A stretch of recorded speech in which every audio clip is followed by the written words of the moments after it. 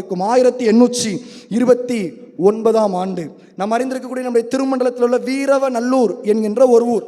அந்த ஊரில் இருந்து ஒரு மனிதன் முக்குழல் பகுதிக்கு வேலைக்காக சென்றிருந்தான். அந்த இடத்துல அவன் ஆண்டவரை சொந்த இரட்சகராக ஏற்றுக்கொள்கின்றான், கிறிஸ்தவனாக வாழ்ந்து கொண்டிருக்கின்றான். இந்த செய்தி வீரவநல்லூரில் இருக்கக்கூடிய அவனை சார்ந்தவர்களுக்கு தெரிய வருகிறது. அவன் அங்கு வருகின்ற பொழுது ஊர் தலைவர் அவரை அழைப்பு வித்து, நீ கிறிஸ்துவை மறுதலித்து விடு என்று அவனை எச்சரிக்கின்றார்கள். அவன் அதற்கு முன் வரவில்லை.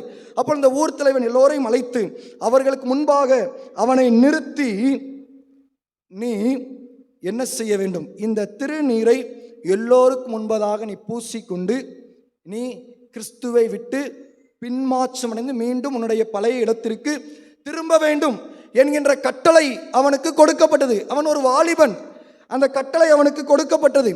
ஊர் ஜனம் எல்லாம் அங்கு நிற்கின்றது, என்ன முடிவெடுக்கப் போகின்றான் என்று சொல்லி.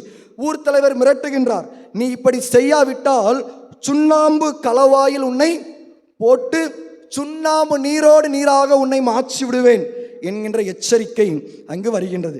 இப்படி நடைபெற்று கொண்டிருக்க கூட்டத்தில் இன்னொரு கூட்டம் வருகின்றது. அந்த இன்னொரு கூட்டம் வருகின்ற பொழுது அதில் மாஜிஸ்ட்ரேட் வருகின்றார், ஒரு அரசு அதிகாரி வருகின்றார். அது ஆங்கிலேய அடிமை காலகட்டம். ஆகவே நம்முடைய பகுதிகள் ஆங்கிலருடைய கட்டுப்பாட்டிலும் இருந்தது.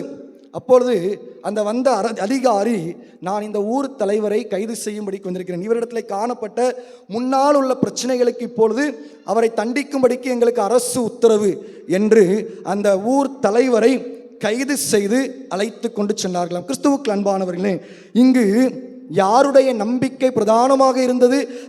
அந்த கிறிஸ்துவை புதிதாக ஏற்றுக்கொண்டு கிறிஸ்துவுக்காக வைராக்கியமாக இருந்த அந்த நபர், அவர்தான் வீரவநல்லூரின் முதல் கிறிஸ்தவர், முதல் ஞானஸ்நானம் பெற்றவர் 1829 ஆண்டு. கிறிஸ்துவுக்கு அன்பானவர்களே, இந்த நபரிடத்தில் காணப்பட்ட நம்பிக்கை கடவுள் எப்படிப்பட்டவர் என்பதை அவன் அறிந்திருந்ததின் அடிப்படையில் வந்தது.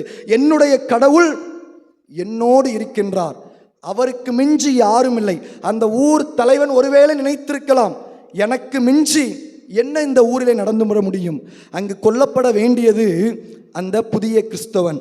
ஆனால் சூழ்நிலை மாறியது, சூழ்நிலை தலைகீழாக மாறியது. கிறிஸ்துவுக்கு அன்பானவர்களே, இதுதான் கடவுள் யார் என்பதை நாம் அறிந்து கொள்கின்ற பொழுது நம்மிடத்தில் இருக்கக்கூடிய சிந்தனை, கடவுளை மிஞ்சி யாரும் இல்லை, கடவுள் இருக்கிறாராகவே இருக்கிறார், கடவுளை ஆளுகை செய்யக்கூடிய